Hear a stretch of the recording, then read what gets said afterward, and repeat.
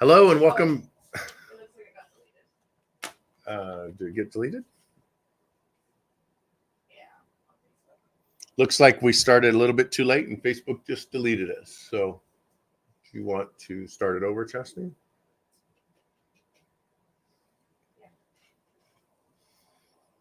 If you're here, it looks like Christopher's here, Ernesto, Nick.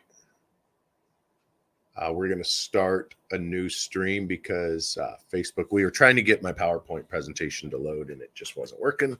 So with StreamYard.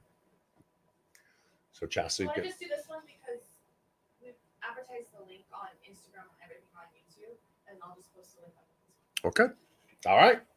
So hello and welcome to 7 days to 740 credit. My name is Rondy Lambeth. I'm a certified FICO credit professional, CEO and founder of Fortress Credit, which has been around since 2007. We've helped hundreds of thousands of people remove inaccurate items from their credit report, like late payments, charge-offs, collections, judgments, short sales, bankruptcies, tax liens, repossessions, and everything else as well. And we do that by simply understanding how the law works. When I say the law, there are dozens and dozens of different types of laws that protect you and I from the banks, the collection companies, and the credit bureaus. So for the last 14 years, I've ran Fortress Credit as a paid on results credit repair company.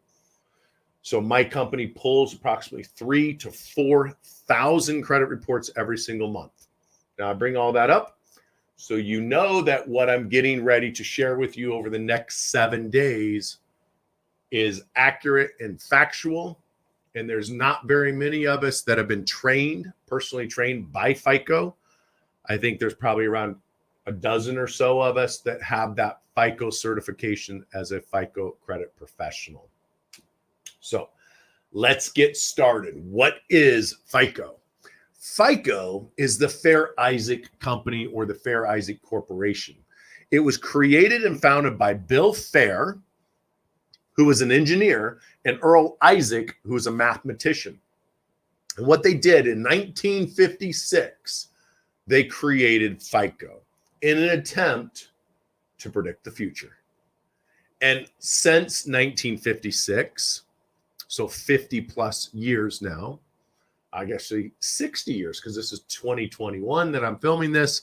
So what is that, 65 years that they have been in business, and they have been creating FICO scores, and they have created billions and billions of FICO scores. They create several billion a year. In fact, over 90%, 9 out of 10, so 90% of all banks worldwide trust FICO and FICO's algorithm. And the reason they trust them is, like I said, they've created billions of scores that are extremely accurate. And what they do is they predict the future of whether or not you will pay your bills on time for the next 2 years. That's all the FICO score does, is it tells the creditor, here's the likelihood or the percentage that this person is going to pay their bills on time if you loan them money. And because of this accuracy, 90% of the world's banks trust FICO. Now, in 1956, Bill Fair, which was the engineer, and Earl Isaac, which was the mathematician, created this company called the Fair Isaac Company, which was later shortened to FICO. And they did it because credit reporting had just started getting its legs, if you will. Now, credit reporting has been around for well over 100 years. Or actually, it's almost, it's actually, now I'm thinking about it, 216 years people have been keeping track of credit. Now, if you actually went back even further, you would know that there really has been credit since the caveman days, if you believe in the caveman, or if you believe in the what they say in the Bible, then it would go back to the Adam and Eve days. And if you think about it this way, even though there wasn't a bank, there was still a unwritten credit policy. If someone lends you money, so your friend lends you money, they keep track of whether or not you pay them, right? And if you don't pay them, they're probably going to tell your other friends and other people that they loaned you money and you never paid them. That's credit. That's essentially what it is we just have a system now that shares that data with other people, other banks. FICO creates the score to tell those banks whether or not you are a good risk. So even though FICO's only been around since 1956, the whole credit game has really been around thousands of years. But the first time anybody actually started keeping track of it was in the 1800s, that we know of anyway. Okay. So what's in the FICO score? And what is it? Well, first you need to understand the range. Now, the range of FICO is 300 to 850. 300 to 850. And when I meet people and they ask what I do and I tell them I'm in the credit industry, I can always tell if someone has good credit or if they don't have good credit, or if they think they don't. Because the people that think they have a good credit score will immediately tell me, I have an 840, I have an 850, I have an 800, etc. I have a 740, I'm a 727, and they're very proud of it. It's kind of like parents that have kids that have straight A's. They brag about it. I brag about my grandson. I brag about his being a black belt at 9 years old and all the other stuff that he's done. And so we have this emotional attachment to our credit score. And because of that, what I found is people do things that don't make sense. They do things that are not logical based on the emotions attached to the credit score. So you have the 300 to 850. Now, how did FICO come up with that? They just pulled it out of thin air. They just made up the number. And they've since created the formula or the algorithm. They've manipulated, that's not the right word. They have adjusted the algorithm to fit that 300 to 850 range. Now, I want you to get out a pen and paper if you don't already have it out, and I want you to write down 300 to 850. So 300 to 850. Now, once that's written down, I want you to write a period between the two zeros. So it looks like a 30.0 to an 85.0. So put a period between the 5 and the 0. Put a period between the two zeros on the 300. So make it 30.0 to 85.0. Okay. Now put a percentage sign behind both zeros. So when you look at it now on your piece of paper, you should see 30% to 85%. 30 to 85%. 300 to 850. See, that's what your score is. If you have a 300 FICO score, what that tells lenders is there's a 30% chance you're going to pay them back. If you have an 850 credit score, there's an 85% chance you're going to pay them back. And anything in between is the likelihood of you paying them back over the next 2 years, or more specifically, the likelihood of you having a late payment over the next 2 years. So now that you understand what those numbers mean, when you look at your score, you understand what the bank sees. So think about it. If you go into Wells Fargo, you and I both go in the exact same time, we make the same amount of money, we live in the same neighborhood, we drive the same truck, we work at the same factory, we make, like I said, the same money. Everything is the same, identical. on paper, with one exception. I have an 800 credit score. You have a 550.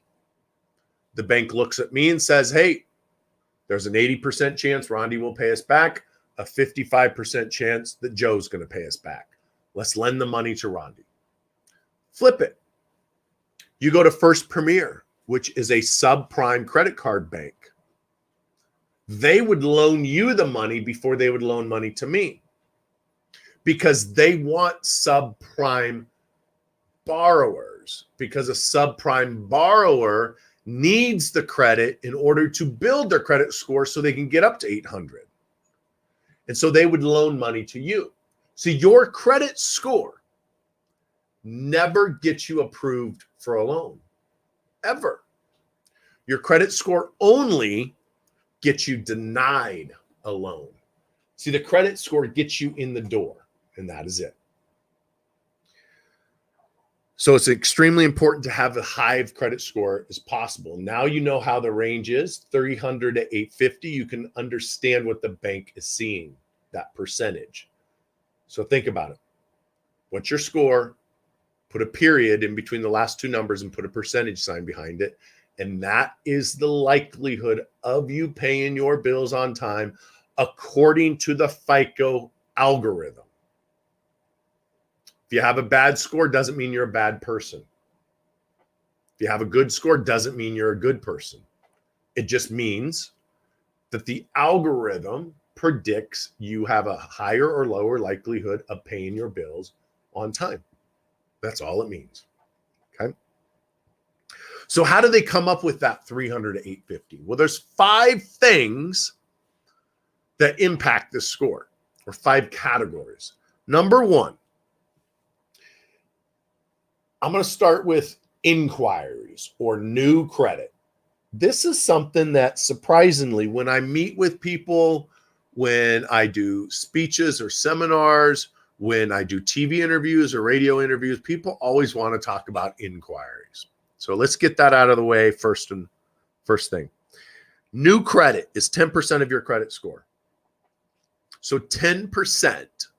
So if you take 850, write this down on your sheet of paper, 850, and then underneath that 850, write 300.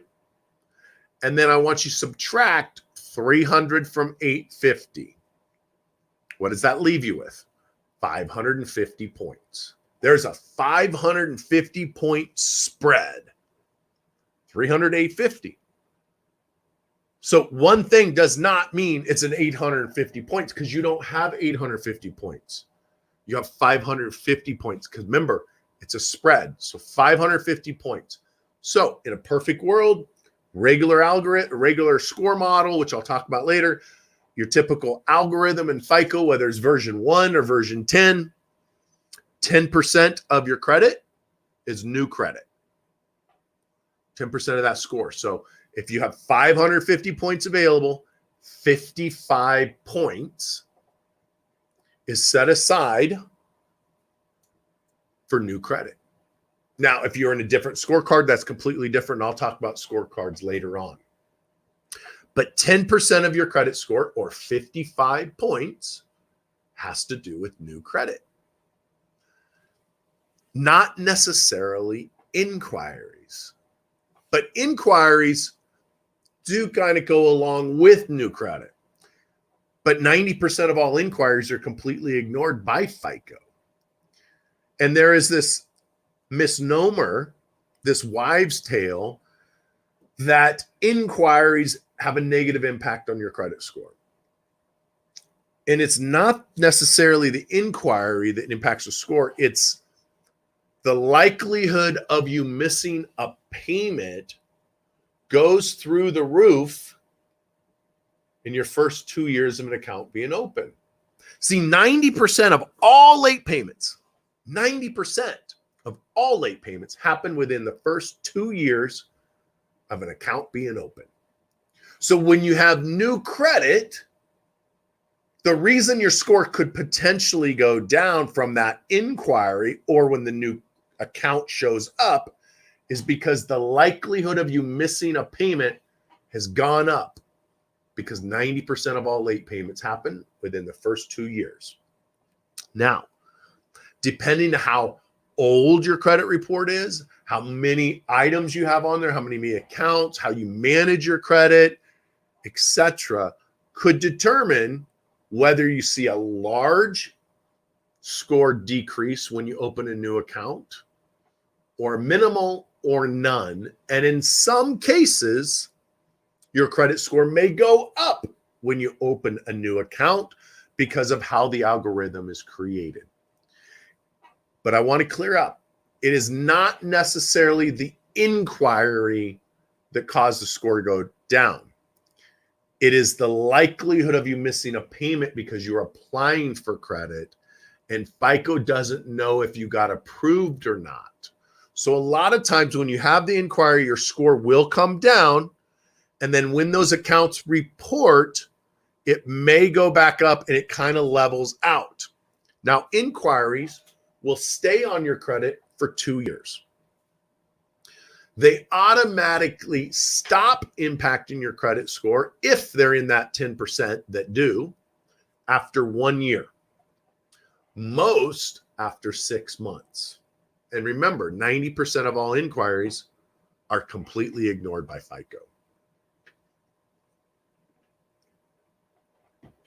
The next part, so let me back up a little bit. One more thing on inquiries. When you apply for new credit, so you go to a car dealership or you go online and you apply for a new credit card, or you go to one of these websites like Credit Karma and you apply for a bunch of credit cards all at once. Go to the car dealership, they pull your credit a bunch of times. Or you go to Lending Tree and you get a bunch of inquiries for a mortgage. FICO looks at those inquiries within that 45-day window. So any inquiry you get that's in the same category within a 45-day window counts as one inquiry, according to FICO. Now, banks will count the inquiries against you when they go to loan to you. Remember, I said your credit score never gets you approved. It only gets you in the door. So you could have an 850 credit score and have too many inquiries and been denied a credit card because you had too many inquiries. But when you have these inquiries, as long as they're in the same category in a 45-day window, they count as one. Doesn't matter if it's 15 inquiries or 15,000 inquiries. It counts as one inquiry, as long as it's the same category. So if you go to a car dealership, they're all going to show up as auto inquiries. If you apply for credit cards, it's always credit card inquiries. Where you can kind of get in trouble is you go to an auto dealership and you apply for a car. The next day you apply for a credit card. The next day you go to the bank and apply for a car loan and they run it as general purpose inquiry. Now all of those inquiries will impact your credit score because it's 3 different categories. It went auto loan, credit card, and general. And so now all of them will count against you. So when you do your inquiries, when you do your shopping, you want to do it all in that 45-day window and try to keep it in the same category. But just know if you go to the dealership and they pull your credit a bunch of times, FICO's looking at that as one. Okay. So you don't have to freak out that they pulled your credit 23 times and now you got horrible credit. No. The reason your score went down is FICO thought you got approved for the loan. They're assuming you did. And the likelihood of you being late over the next 2 years just went up. So they lowered your credit score thinking you got approved for that auto loan. In a few months, when the auto loan doesn't show up, FICO will adjust your credit score. Okay. And if you have a really big credit file, sometimes the inquiries don't count. Remember I said 90% of inquiries are ignored by FICO. All right, let's get to the next section. The next section of the FICO chart is length of credit history. Length of credit history. 15% of your credit is based on length of credit history. So again, go back to your sheet of paper. You started out with 550 points, right? So if you take that 550 and you divide it by 15%, that's 82.5 points, 82.5. So roughly 80 points has to do with length of credit. How long is your credit file? What's the average length of credit history? How long do you keep your accounts open? How long have you been paying? How long have you successfully managed your credit? 15% of your credit score, roughly 80 points. This is why I will say on a regular basis to never pay off installment loans early. Because when you pay off an installment loan early, it lowers or shortens your average length of credit. And when you shorten it, you lose points. Like I said, it's 82.5. So if you went and you got a car loan and you had the loan for a couple months and then you refinanced it, that is most likely going to lower your score because you refinanced it with a new loan. If you paid it off, it's going to lower your credit score. If you traded it in, it's going to lower your credit score because it's shortening your average length of credit history. Think about it this way. Remember I said that 10% of your credit score has to do with open accounts or new credit, and 90% of all late payments happen in that first 2 years? Well, when you have these accounts with less than 2 years of payment history, your score is automatically lowered. They're going to put you in a different scorecard. There, I said it again, a scorecard. I'm going to talk about that later. But it's going to put you in a different scorecard, which then automatically lowers your score. And so it takes away some of the points that was available. But when you get the loan and then you pay it off early, the banks don't like this. People think that the banks like it when you pay off debt. They don't. Because when you have a loan with a bank, it is an asset for them. And when you pay it off, it comes off their asset list, it comes off their balance sheet. They have less assets, less money coming in. They don't like it when you borrow money and pay it off early. They want all of the interest. And so they have told FICO, hey, this is what I think they did. We want people's credit scores to be lowered if they pay off the loans early because we spent a lot of time and effort and money approving them. And now we got to start all over again, and it's going to cost us money. So lower their credit score. FICO's figured out that people that generally get debt and then pay it off right away have a higher likelihood of missing payments because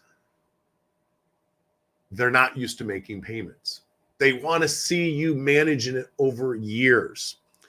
Typically, they want to see 4 years. At 4 years, your score really changes a lot.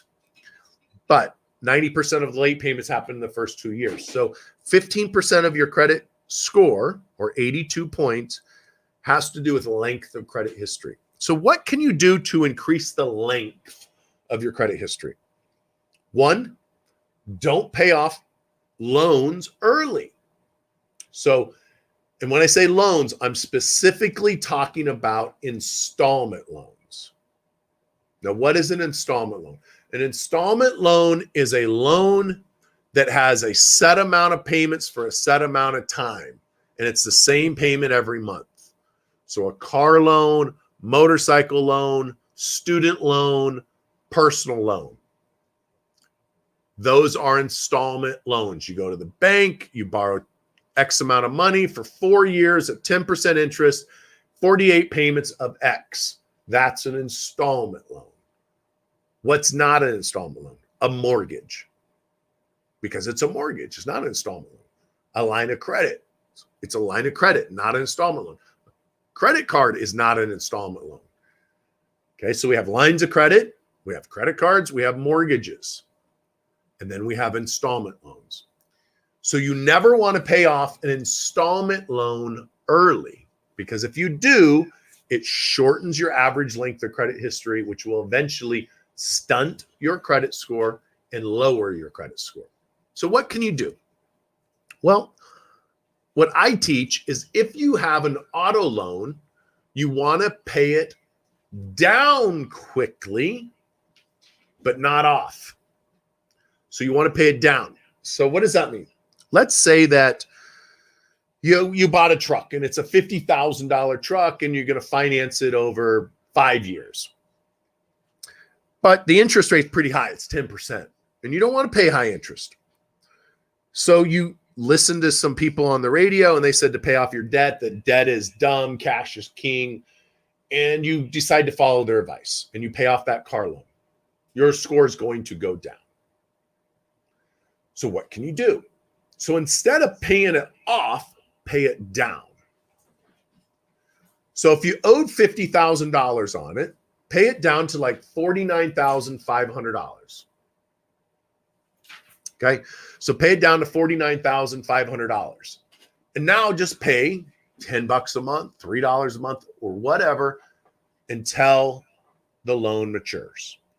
By doing this, you eliminate the interest. All of the extra payments show up, so your score goes up, and you maintain your average length of credit history.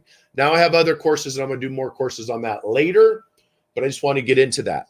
So the longer you keep accounts open, the better, including credit cards. Okay, and I'll go over it later when I talk about credit cards, why you should never close a credit card early. Okay, now the next portion of your FICO score is credit mix. Credit mix is also 10% of your credit score. So again, if you start out at 850, you subtract 550, that's 550 points, times 10% is 55 points. So 55 points of your available credit has to do with mix of credit. What does that mean? FICO wants to see 5 things on your credit report. They want to see a mortgage. They want to see 3 credit cards, and they want to see an auto loan. So 5 total. Now, you can have good credit without a mortgage. And I say good credit. My credit score as of yesterday on Equifax was 807. And I do not have a mortgage on my credit as of this moment. I have old mortgages, but not a current mortgage. So you can actually have great credit. I said good earlier, but 809, 887, 807 is a great credit score. Anything above 740 is great credit.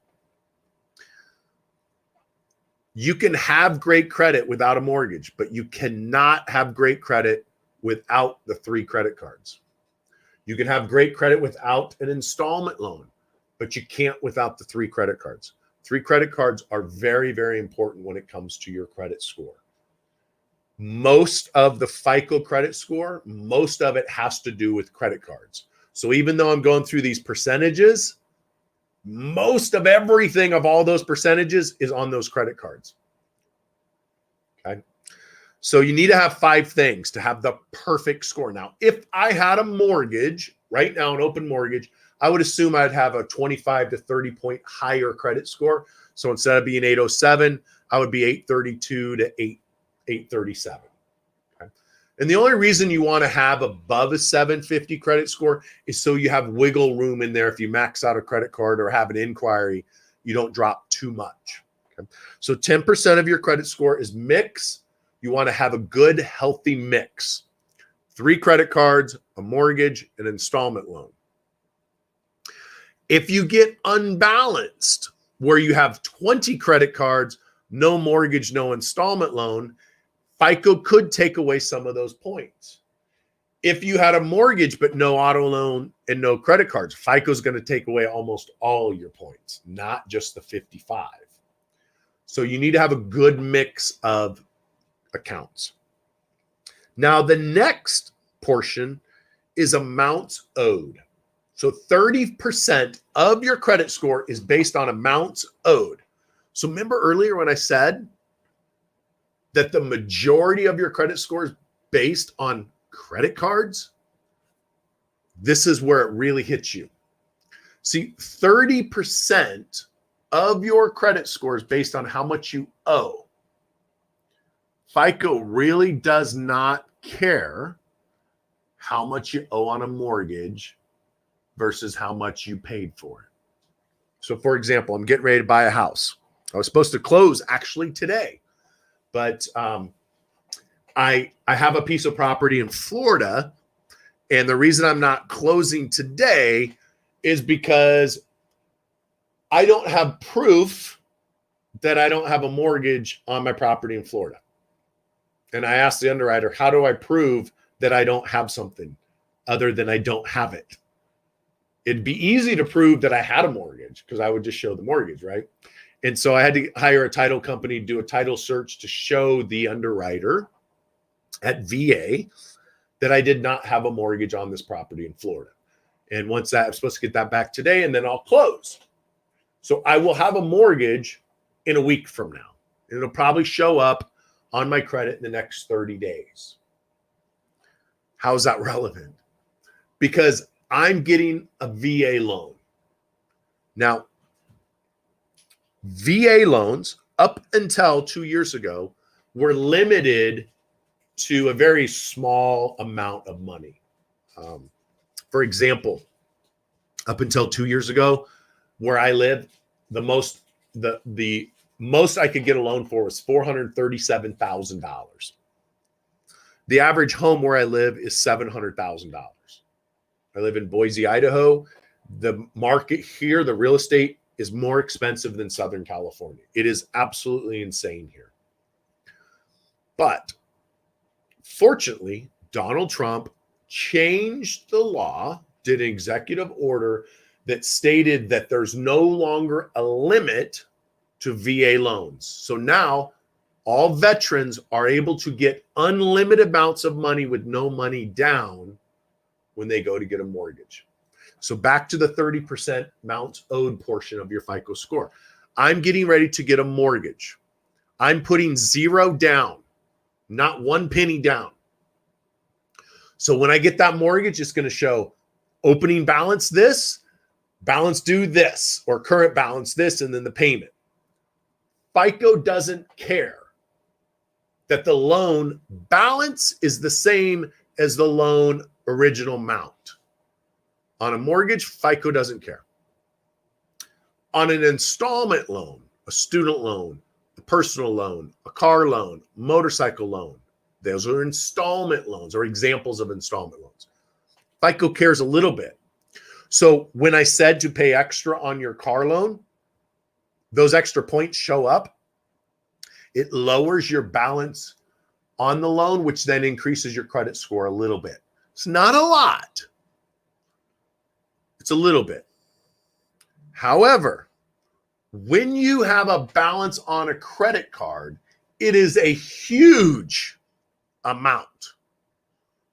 So what is 30% of 550? So we take out our calculators again, we do 30%.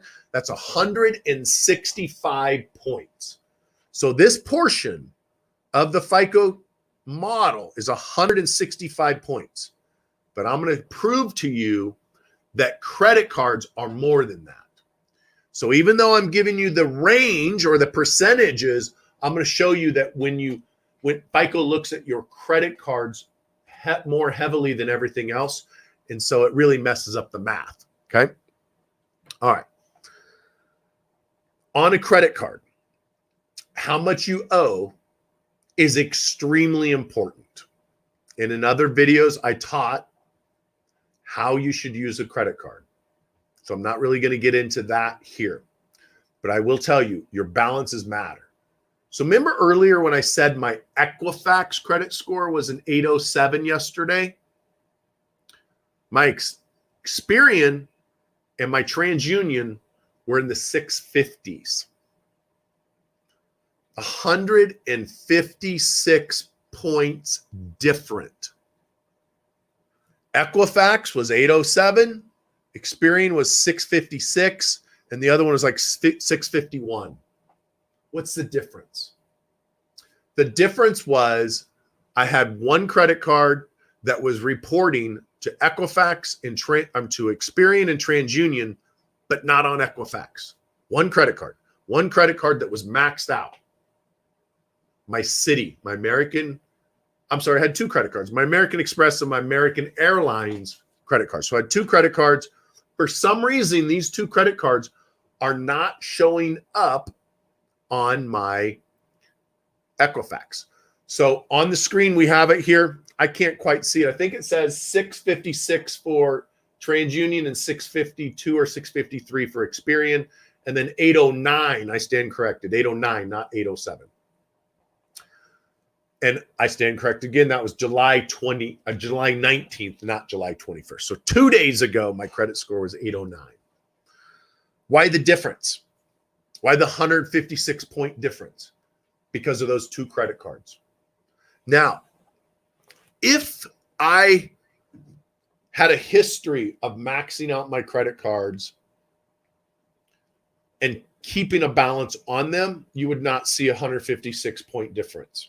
But I don't have a history of maxing them out and leaving them and making minimum payments. I generally will use them and then pay them off before the due date, before the statement date. So FICO never even knows they were maxed out. But because they are maxed right now, FICO sees it as a red flag. The alarms are going off. Rondy's maxing out credit cards. High likelihood something's going on. Let's lower his credit score just in case. And if I left them maxed out and I went a few months with them maxed out, my score would come back up slowly. Not all the way up to 809, but it'd probably jump up in the low 700s. Okay. Now, all I have to do to get back in the 800s is simply pay off those credit cards. That's it. And then wait for them to report. Why is it 156 points for a couple credit cards? Because they think something's going on in my life that's going to cause me to miss a payment. So they're lowering it as a safety precaution. All right. Now, FICO Model 10, which I don't know of anybody using it yet. FICO Model 10 actually looks at trending data and would be able to see that I pay it off in full every month. So therefore, those balances would not impact me whatsoever. But unfortunately, no one's using FICO Model 10 that I know of. They're still using my Model 2 for mortgages, which was created in 1996. How crazy is that? Imagine using Windows 95 on your computer. So back to the amounts owed. 30% of your credits based on amounts owed, 165 points. But I just showed you my score is 156 points lower than, 156 points lower on Experian and TransUnion, but higher on Equifax. But if there's only 165 points total, how could it be 156 on that? Because my total utilization rate, my amounts owed across my credit report is a very, very low percentage. It's because it moved me into a different scorecard. And I've talked about that now multiple times. And at the end of this video, I'll talk about scorecards. Okay. So it moved me into a different scorecard, which then lowered my available credit. So instead of being an 850 cap, I'm really probably a 750 cap. So when they do that 30% of the scores based on the 750 cap, not an 850. So it automatically shortens or makes my 550 available less. So now maybe there's only 450 available, etc. So credit card balances matter very, very much. You need to manage those properly.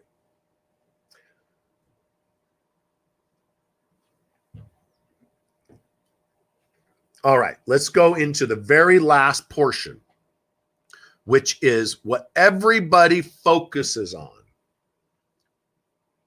Payment history. 35% of your credit score is based on payment history. Unlike what most people think, it is not as big of a deal as the credit cards. Look at that. If I had a late payment on my credit, I wouldn't drop 156 points. I'd drop a little bit, maybe, depending on the scorecard I'm in, but definitely not 156 points from a 30-day late.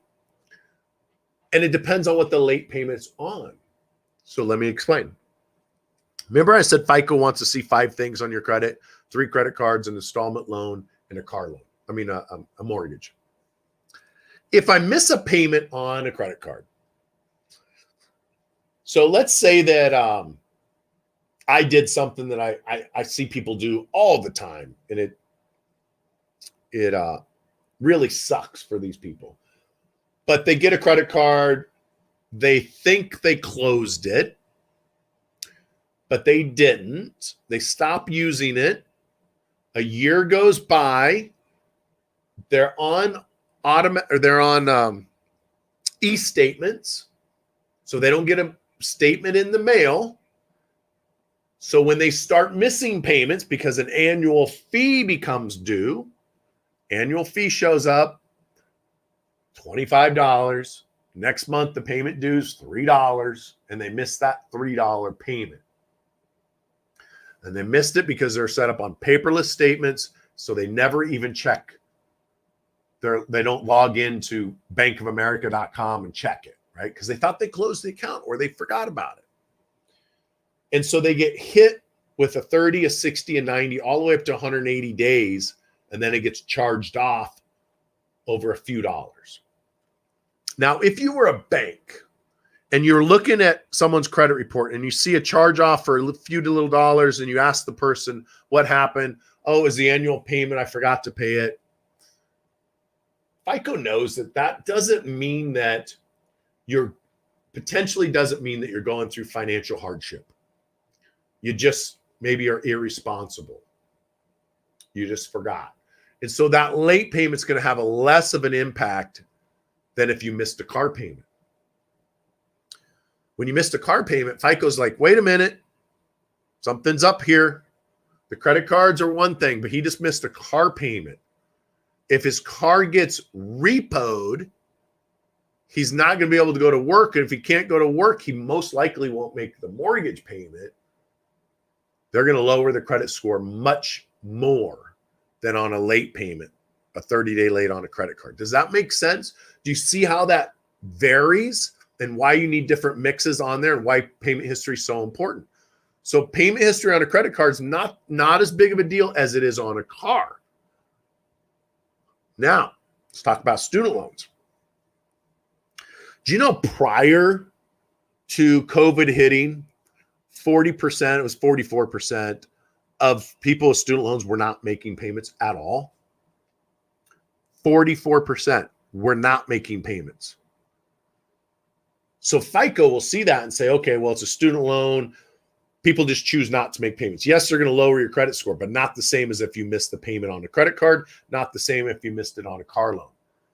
As of today, 96% of people are not making payments on their student loans. 96% is a huge problem, guys. 30% of our GDP is student loan interest. These politicians talk about eliminating it. It's 30% of our revenue. If they eliminate the student loans for all the people that don't want to pay, what do they got to do? They got to increase our taxes from the working class to pay for the people that don't want to pay their student loans. And they got to increase it a lot because 30% of our GDP is student loan interest. It's a big problem.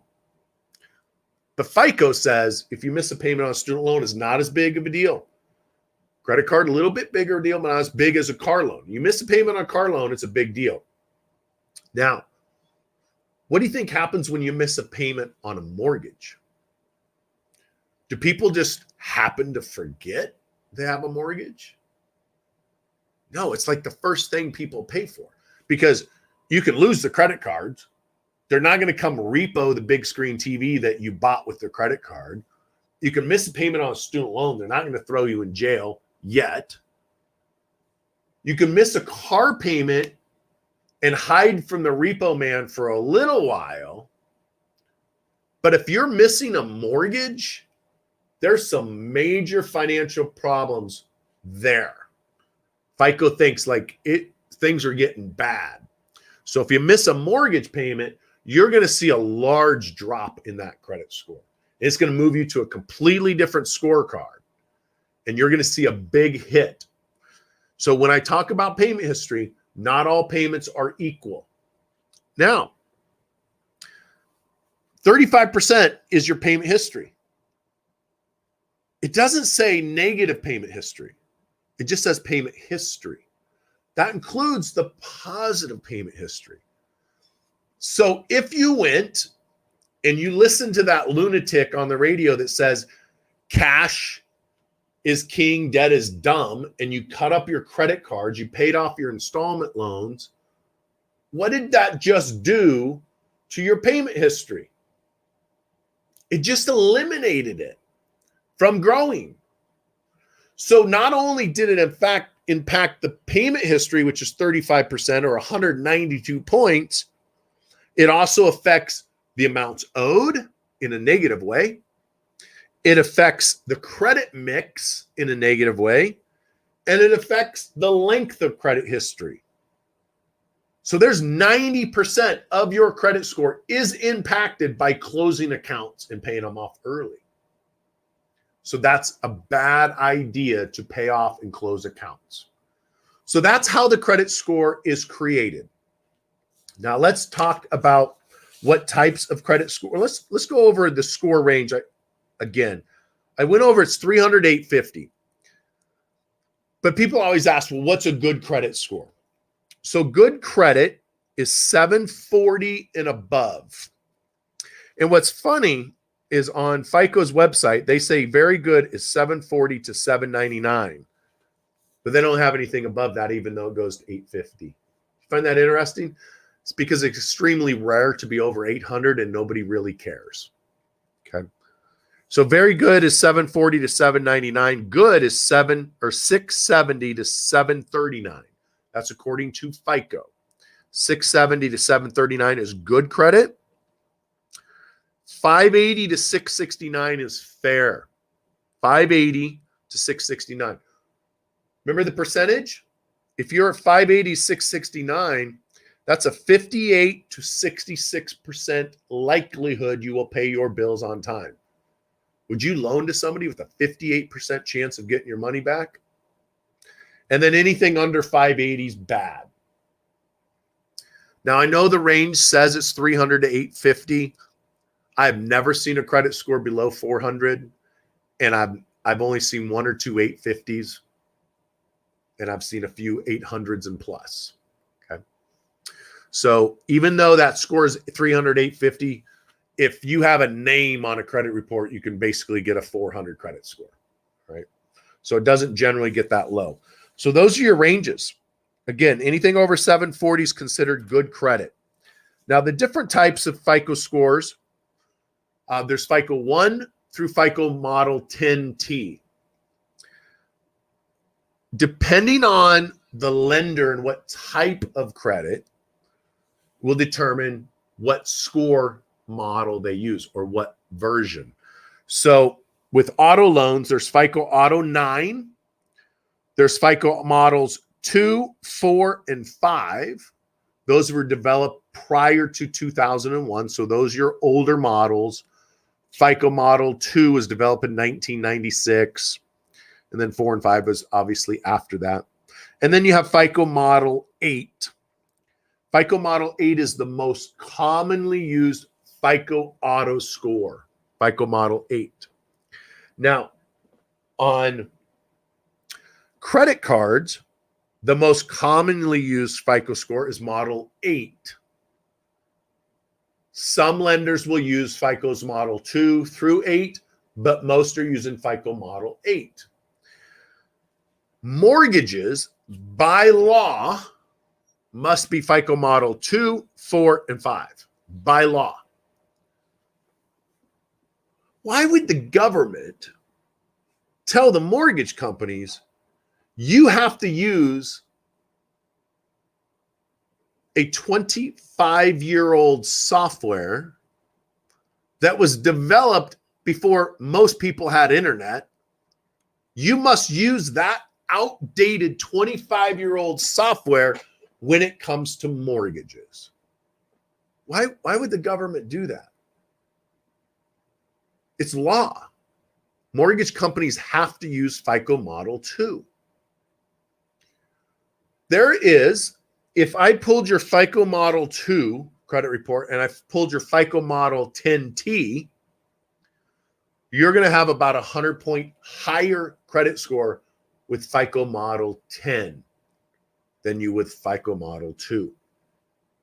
Because credit cards are not treated the same, installment loans are not created the same, inquiries are not treated the same. It is a completely different algorithm, guys. But why would the government force banks to use FICO Model 2? Well, what happens if you have a lower credit score? You pay more interest. So if you have a lower credit score with FICO Model 2, and the mortgage company is required to pull a FICO Model 2, wouldn't that automatically make your credit score lower? Yes. What happens to the interest rate? Goes up automatically. So the government makes mortgage companies use a 25-year-old outdated software to create an outdated credit score that lowers your credit score, which increases the interest rate, which increases profit for their partners at the bank. See, the banks want to charge you more interest. And so they lobbied Congress to make it to where they had to use FICO Model 2. And by forcing the banks to use Model 2, the banks are like, hey, it's not our fault. It's the government. They're the ones that are forcing us to use this 25-year-old software. If you want to complain about the higher interest rate, write your congressman. And so banks are forced to use FICO Model 2, 4, and 5 when it comes to mortgages. And because of that, you, my friend, will pay higher interest rates. Now, there is right now in front of Congress a bill to change this. But it's most likely not going to be passed. And if it does get passed, Mr. Biden has already said he will veto it. Why would the president veto a law that's going to save Americans hundreds, if not billions of dollars, hundreds of millions of dollars in interest? Why would he say no? Because the banks don't want him to say yes. The banks want this old law to stay in effect. Okay?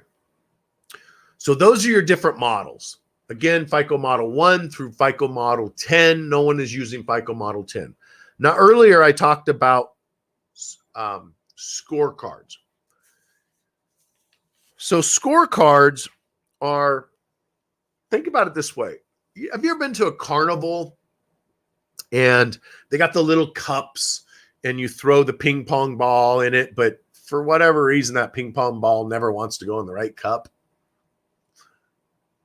Think about each one of those cups is a different FICO scorecard. I like to call them buckets. Okay. So that FICO score model or that scorecard, there's thousands of different scorecards. There are 4,200 different scorecards per model. There are 10 models. So there's over 42,000 different scorecards. So if you weren't confused before, hopefully this is making some sense now. But the score models will really mess with you if you don't understand what it is. So think about it this way. If you missed a mortgage payment is there a higher likelihood or a lower likelihood that you're going to miss another payment next month? If you miss the mortgage, what's the likelihood of you missing the credit card payment? It's a lot higher, right? So when you miss a mortgage payment, they're going to automatically take you out of that 300 to 850 scorecard and plop you into this scorecard that's 400 to 700. So if you do everything right, the highest credit score you can have is a 700, which means if you do anything wrong, you will have even a lower credit score in that model than you will in the 300 to 850, because the 300 to 850's got more leeway.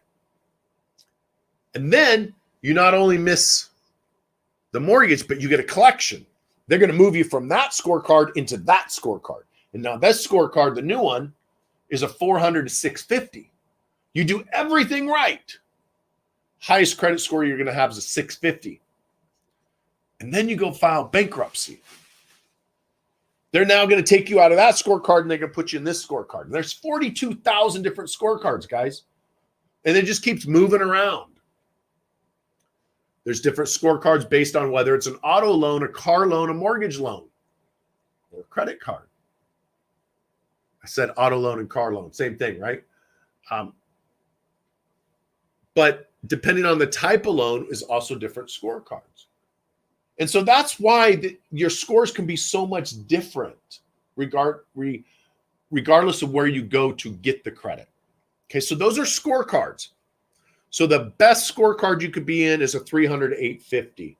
When you start maxing out credit cards, for example, in my case, I maxed out those 2 credit cards. Why did I max them out? Well, there's a couple reasons. Number one, I'm getting ready to buy a house, trying to keep as much money in my checking account as possible. So that way the underwriter sees there's cash. The moment I close on that house, I'm paying off the credit cards. That's reason number one.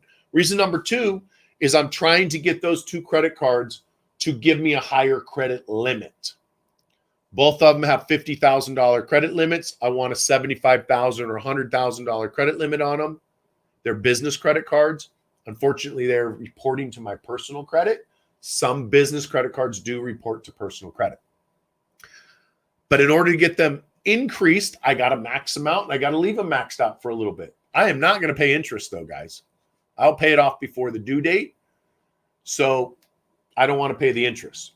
But that's why I'm doing it, is because I want to get a higher credit limit. Why? So I can use it more and not be restricted as much with the utilization rate. Because remember, I talked about credit cards and balances owed. Part of that is actually utilization rate. Watch my other videos on credit cards and utilization rate for that. So because I maxed out those 2 credit cards, and I don't normally max out credit cards, they have moved me out of the best scorecard, 300, 850, to a lower credit score card, which is why you see that 156 point decrease. It's not, I didn't lose 156 points because the credit card was maxed out. I lost it because it was maxed out and I was moved into a different scorecard. The moment I pay off those credit cards, I move back into the low risk scorecard. Now, if I have a late payment on one of those credit cards or another credit card, I would move into a new lower credit scorecard. Does that make sense? I hope so, because I know it's a lot of information there. So those are scorecards. Now, let's talk about how scores can be different. So right now, I'm currently going through 75 Hard. And 75 Hard is a mental challenge. If you don't know what it is, my friend Andy Frisella created it. Go to 75hard.com. It is by far the best thing you could ever do in your life. I have friends that are Navy SEALs. They will tell you it's harder than Navy SEALs, than buds. It's harder than buds. It's the hardest thing I've ever done in my life. And it's one of the most rewarding things I've ever done. So check out 75hard.com. Anyway, part of 75hard.com is you got to take a progress picture every day. There's 5 critical tasks you got to do every day. One is take a progress picture. One of the things that I do is I weigh myself every morning, basically the same time every day. I get up, I go to the bathroom, I weigh myself and take my progress picture. That's my routine. My weight adjusts like crazy. I know the adjustments are water weight, no big deal. But when I get on that scale, it tells me what I weigh. If I had 2 more scales in there and I get on one scale and it says I'm 230, I get off that scale, I get on a second scale, it says I'm 235. I get off that scale, I get on the third scale and it says I'm 225. So one says I'm 225, one says I'm 230, one says I'm 235. Which scale is right? The lower one, right? They're all right. Every one of them are right. Did my body weight change 10 pounds from stepping off of one scale onto the other one? No. I would argue that I weigh the exact same amount. I get on one scale, 235. Another scale, 230. Another scale, 225. I'm weighing the same. It's the scales that are different. Your credit score is the same. It's the score models that are different. It is the score algorithms that are different. For example, let's say that you go into, I was going to say Wells Fargo, but Wells Fargo as of today are no longer doing auto loans or lines of credit or personal loans. They're only doing mortgages and they suck at that.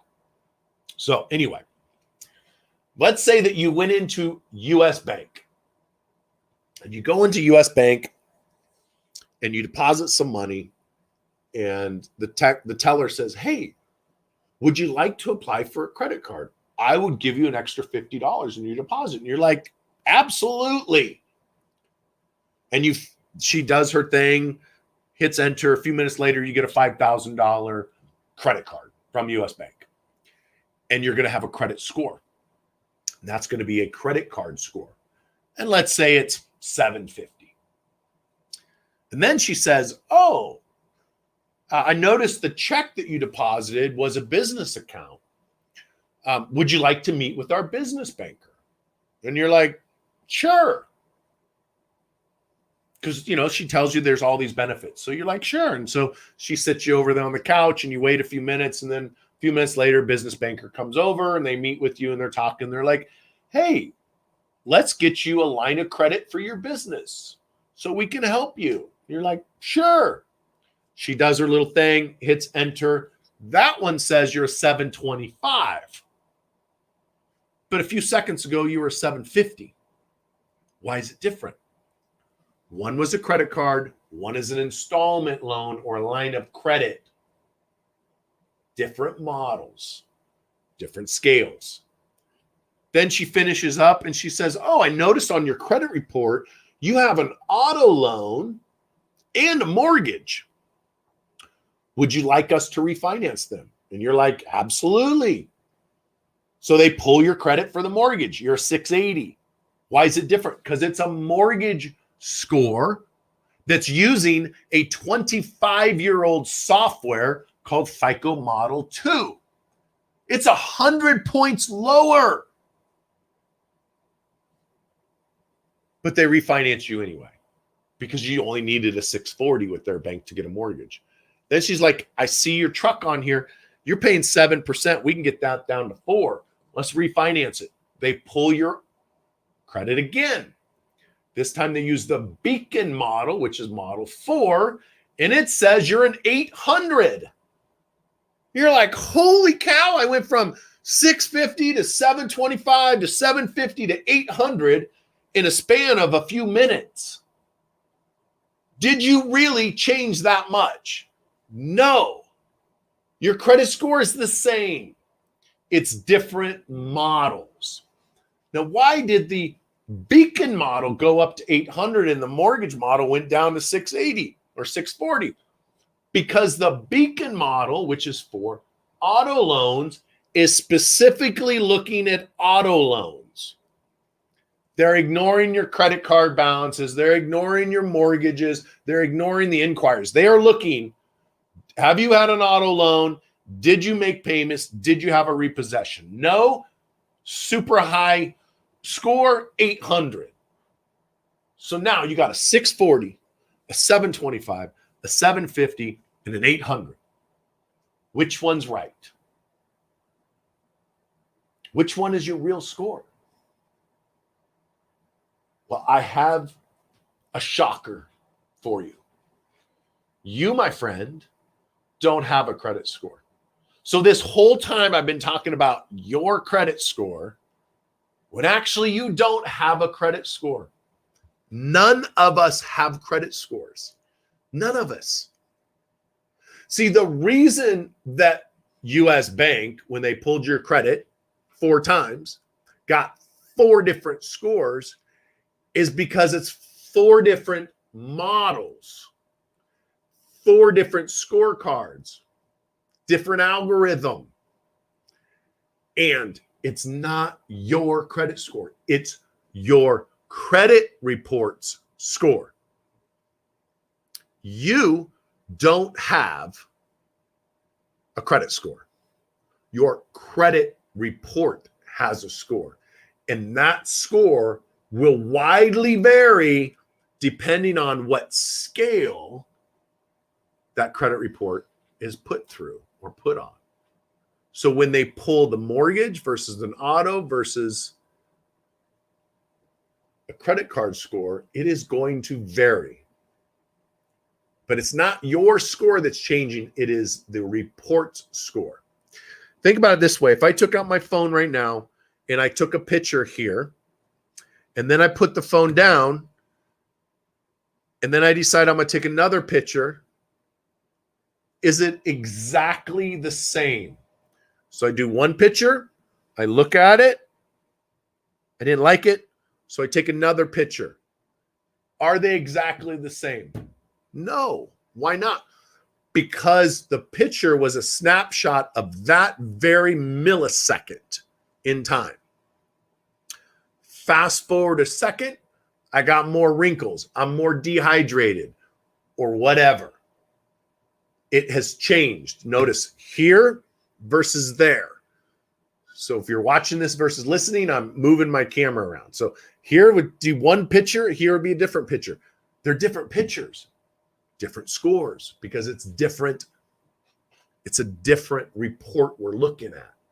Does that make sense, my friend? Okay. One last thing, and I'm going to wrap up today's lesson. There are FICO credit scores, and then there are FICO credit scores. FICO versus FICO. Now, FICO, what's a FICO credit score? Well, it's anything that's not FICO. Kind of like crypto. There's Bitcoin, which is a crypto coin, and then there's altcoins, which is everything else. So there's FICO, which 90% of the world's banks use, and then there's everything else. There's Vantage, there's TransRisk, there's Intella, there's Paydex, and it goes on and on and on. Now, why would there be different scores? Can't we just use FICO? Yeah, we can just use FICO because they're the most trusted, the most accurate. But FICO is expensive. So if Experian wants to give you a score with their monitoring service, they had to pay FICO for that score. They didn't want to pay FICO for it. So they created their own. When TransUnion wanted to create or wanted to give you a score, they didn't want to pay FICO, so they created their own. Think about it this way.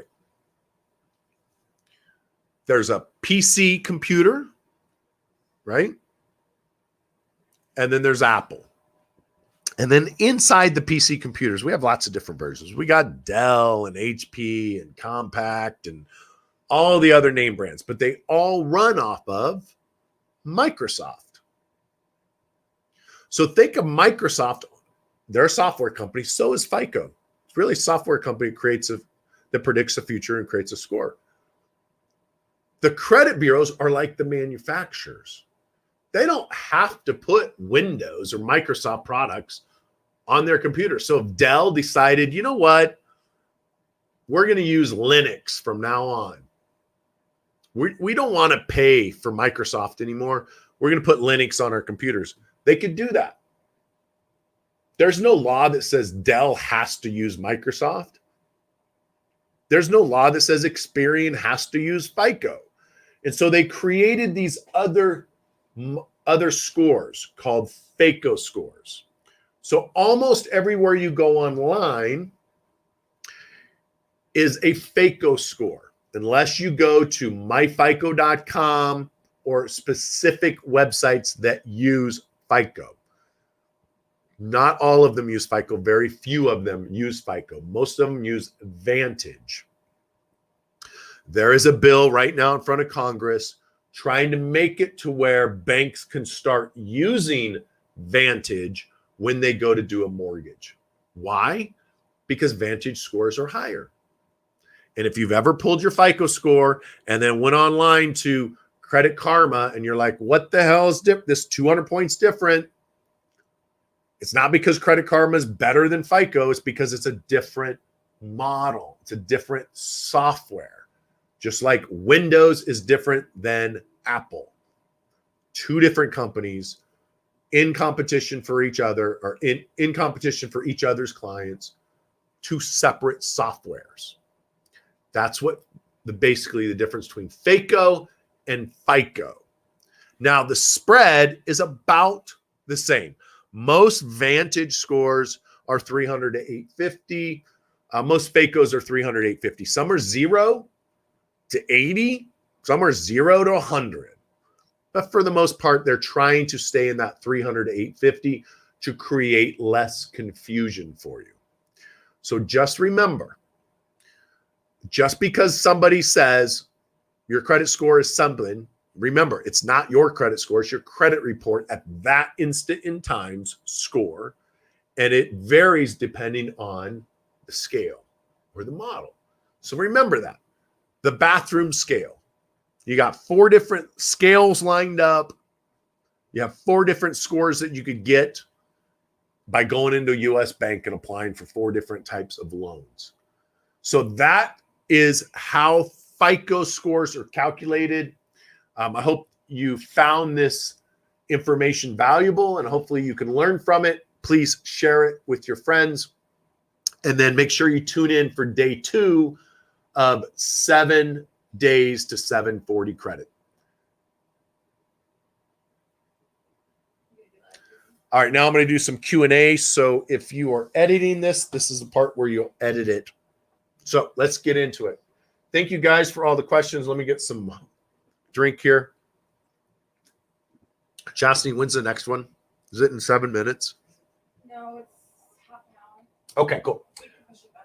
All right, let's get some of these. Go ahead and pull some of these up, Chastity, so I can see them. So, guys, I'm going to be doing 2 more today. I know it's 7 days to 740, but like I said, I am moving, and I want to get this studio here. It's real. It's 11 foot wide and 8 foot tall, so I want to get it moved. So I'm doing 3 today, 2 tomorrow, and 2 the next day. Anyway, let's go, Chas. So I'm going to cut these up into their own little self-contained thing, but this guy was referring to his mortgage. Oh, okay. Christopher from YouTube says, if we are not to pay off early, how do we get the debt ratio down? If you're talking about your mortgage, debt ratios don't matter. Remember I said that? With mortgages, FICO doesn't care how much you owe. They care how much you owe on car loans a little bit. Mortgages, pretty much not at all. And then lines of credit, revolving lines of credit, they care a lot. So really, you only have to worry about debt ratios or utilization, because debt ratio has to do with a mortgage term. You only got to worry about utilization on credit cards.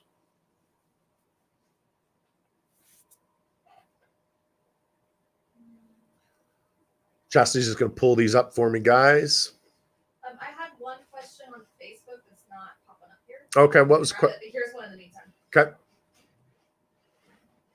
How many credit cards should I have? You should have at least 3 credit cards, 3 open credit cards at all time. If you only have 2, go to my website, rondylambert.com. That's rondylambert.com. I got a link on there for credit cards that are guaranteed to approve you in case you can't get approved somewhere else. An auto loan. Auto loans. He has 2 credit cards. Oh, you have 2 credit cards and an auto loan. Yeah.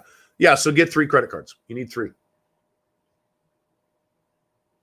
Facebook question was, what are the most, if you could only pick 2 of the most important factors for your score, what would they be? So the Facebook question was, if I could only put 2 things to have on my credit report, what would it be?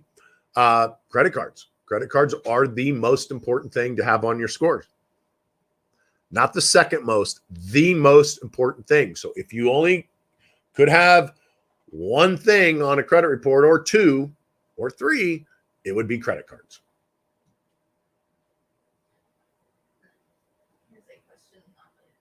So Johnny from YouTube says, is the fastest way to clean up your report to settle a pay per delete? Okay. I'm gonna paraphrase what his question is. Is the fastest way to clean up your credit to settle and pay collections? And I'm gonna tell you no. In fact, there's a law called the Credit Repair Organizational Act, short and otherwise known as CROA, CROA, Credit Reporting Operational Act, Credit Repair Operational Act. And this law mandates and dictates what credit repair companies have to do, how credit bureaus work, collection companies, and banks. And in this law, it states that a credit repair company cannot charge money up front to fix someone's credit. Now, the question Johnny had from YouTube was, is the fastest way to clean up your credit to paper delete letters for collection companies? Well, the law says that a company cannot charge you up front in an attempt to fix your credit. So the fact that they're going to charge you and then give you a deletion letter, in the eyes of the court, that is upfront credit repair, and it is illegal. Not only is it illegal in all 50 states, but the collection companies have signed a contract with Experian, Equifax, and TransUnion that they will not do paper delete. And if the bureaus find out they are, they will shut down their account, which could jeopardize their entire operation, because their number one way of collecting from people is through credit reporting. So a collection company legally can't do it because the law says they can't and the contract says they can't. So that's not the fastest way to clean up your credit. The fastest way to clean up your credit is to dispute the items based on the mistakes of how it's being reported, not the payment history, but the mistakes, and then having it deleted. That's the fastest and the most permanent way. Now, that doesn't mean you shouldn't pay it. I recommend that you pay your collections. In fact, we have a whole debt settlement division to help our clients save money. And on average, we save them 30 to 70%. And then we get the accounts deleted afterwards. But great question. Thank you, Jeremy. Or Jenny. I'm sorry, Jenny from YouTube. Alex from YouTube says, I pay off my credit cards every month in full. Is that good or bad? That's good because you don't pay interest. However, it may not be impacting your credit score in the most positive way, because if you pay it by the due date versus the statement date, it's still showing the full amount. So if you want to have the highest credit score and not pay interest, pay it by the statement date versus the due date. The statement date is generally 2 weeks prior to the due date.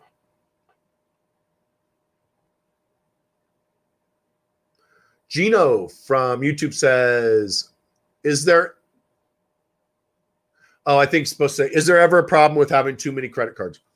I have seen it a couple times in my 14 years of looking at credit reports. And I've seen it one time that I can remember. And this guy had like 50 plus credit cards. And it doesn't really matter. Yes, you remember I said you need that balance. It does get a little weighted.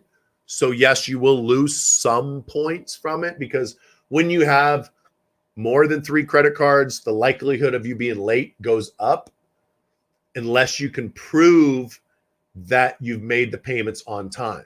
So if you have 10 credit cards and they've been open for 10 years, not a big deal.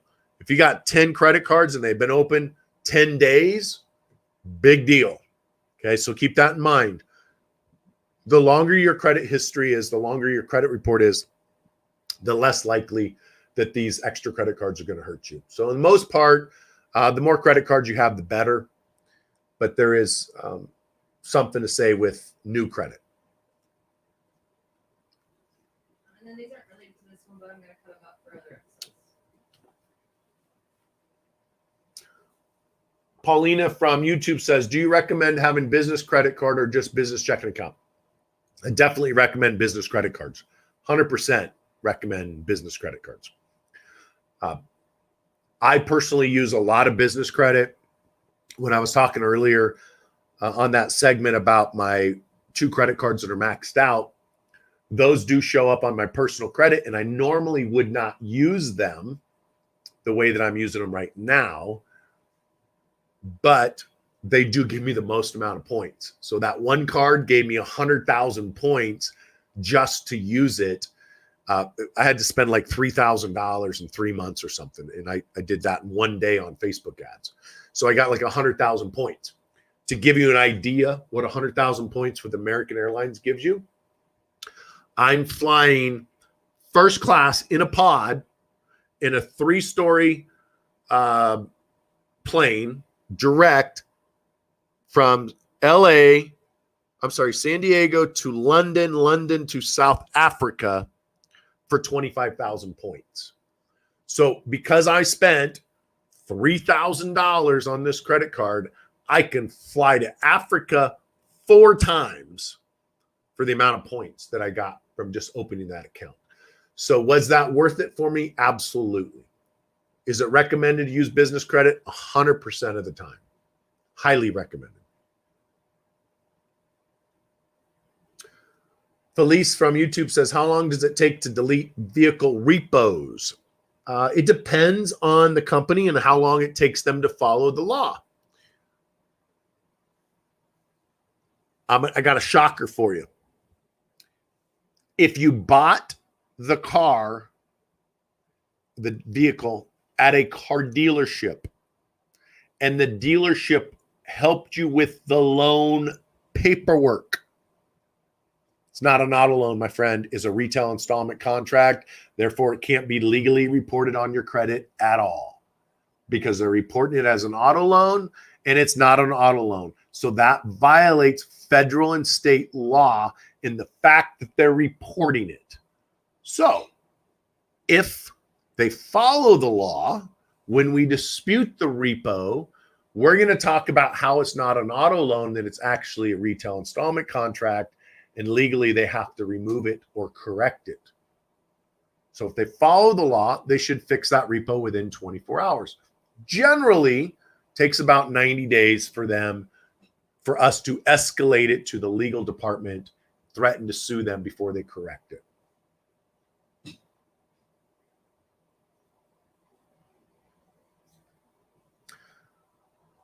Brian from YouTube says, what effect to your score does selling your house and having mortgage paid off? Mortgage is almost 7 years old.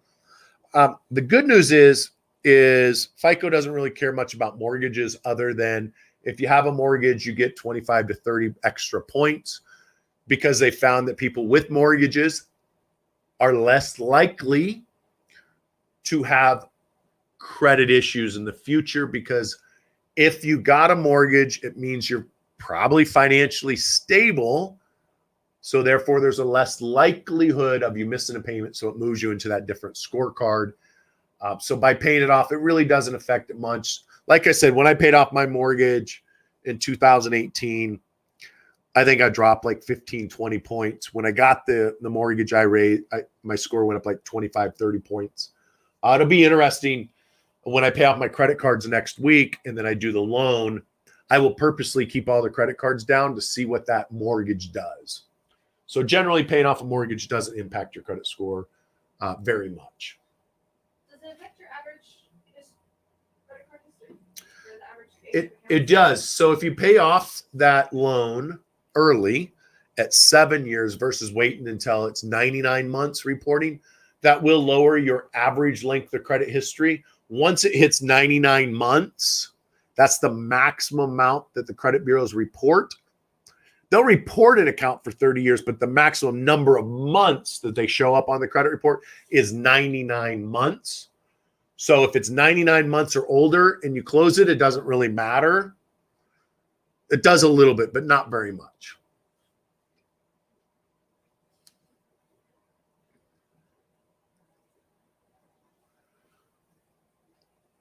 Felice says auto title loans are the same as buying a car from the dealership, ?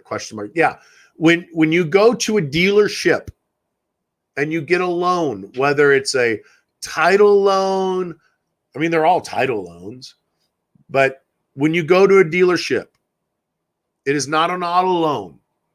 They're not a bank. Banks and banks only, and credit unions, if it's still a bank, right?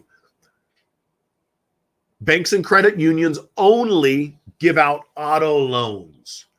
Car dealerships are not financial institutions. They're not giving you an auto loan. They're getting you a retail installment contract, and they're selling that to a bank as an auto loan. But the law says it has to be reported as what it is. But the bank reports it as an auto loan because the banks aren't legally registered to do retail installment contracts, and they're not registered with the bureaus as a retail installment contract furnisher. They're registered as an auto loan furnisher, so they're breaking the law. There's no other way around that. They are breaking the law when they report a car dealership loan as an auto loan.